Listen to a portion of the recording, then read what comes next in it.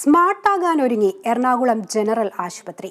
700 കിടക്കകളുള്ള IP ബ്ലോക്കാണ് പുതുതായി general ആശുപത്രിയിൽ നിർമ്മിക്കാനൊരുങ്ങുന്നത്. ജില്ലയിലെ പൊതുജനാരോഗ്യ രംഗം ശക്തിപ്പെടുത്തുക എന്നതാണ് ഇതുവഴി ലക്ഷ്യമിടുന്നത്. എറണാകുളം ജില്ലയിലെ സാധാരണക്കാരടക്കമുള്ളവരുടെ ആശ്രയ കേന്ദ്രമാണ് ജനറൽ ആശുപത്രി.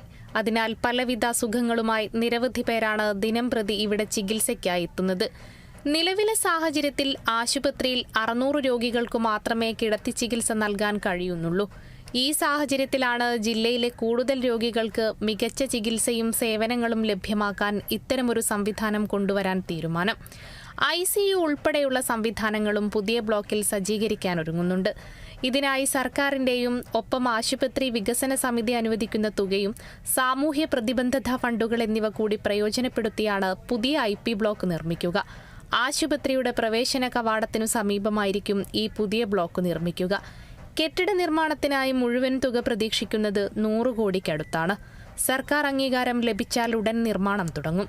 Kerala vision news, Kochi.